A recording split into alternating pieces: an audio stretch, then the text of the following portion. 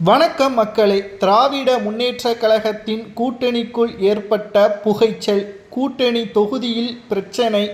நண்பர்களே, வீடியோவிற்கு ஒரு லைக் மட்டும் மறக்காம பண்ணிருங்க. ஸ்டாலின் அவர்களது ஆட்சி ஒட்டுமொத்தமாக தமிழகத்தில் இருந்து அகற்றப்பட வேண்டும் என்பது மக்கள் முடிவுகளை எடுத்துவிட்டார்கள். இதனால் ஸ்டாலின் அவர்களோ 20 கட்சியுடன் கூட்டணி வலுவாக இருப்பதாக சமீபத்தில் தெரிவித்திருந்தார்.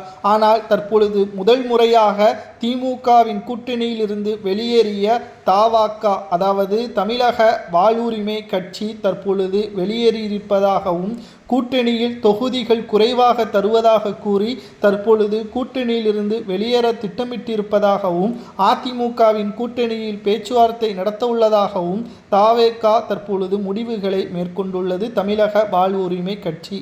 அதேபோல் கிட்டத்தட்ட 10 தொகுதிகளை கேட்டுள்ளது விடுதலை சிறுத்தைகள். காங்கிரசிற்கு மட்டும் கூடுதலான தொகுதிகள், எங்களை போல் மாநாடை காங்கிரஸ் நடத்த முடியுமா? கிட்டத்தட்ட மக்களின் ஆதரவுகள் எங்களுக்கு இருக்கிறது. நாங்கள் உங்களுக்கு ஆதரவுகளை தெரிவிக்கவில்லை என்றால் நிச்சயம் நீங்கள் மிகப்பெரிய ஒரு இழப்பை சந்திக்க நேரிடும் என்று விடுதலை சிறுத்தைகளும் ஸ்டாலின் அவர்களுக்கு எச்சரிக்கை விடுக்கும் விதமாக கூட்டணி பேச்சுவார்த்தை இழுபறியாகவே இருக்கிறது.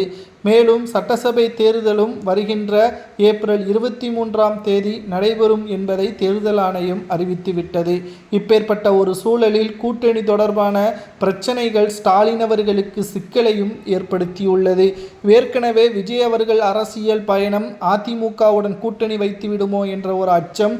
இப்பேற்பட்ட ஒரு சூழலில் தொகுதி பங்கீடு, அது மட்டுமல்ல, திமுக கொடுக்கின்ற தொகுதிகளை நாங்கள் பெறமாட்டோம், எங்களுக்கு தேவையான தொகுதிகளை திமுக தந்தால் மட்டும்தான் நாங்கள் கூட்டணிக்கு சம்மதம் தெரிவிப்போம். இங்கு பிரச்சனை என்ன தெரியுமா? ஒருவேளை 10 தொகுதிகள் விசிக கேட்கக்கூடிய ஒரு காரணம் இருக்கிறது.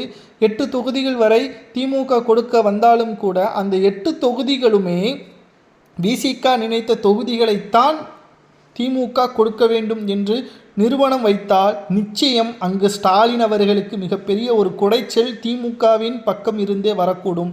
இதனால் ஒவ்வொரு கட்சிகளுக்கும் இடையே புகைச்சல் ஏற்படும். இது திமுகவின் கூட்டணிக்கும் வெற்றி வாய்ப்பை இழக்க நேரிடும். ஏனென்றால் திமுகவின் தொண்டர்கள் விசிக வேட்பாளருக்கு ஆதரவாக பிரச்சாரங்களை மேற்கொள்ள மாட்டார்கள், களப்பணிகளை மேற்கொள்ள மாட்டார்கள்.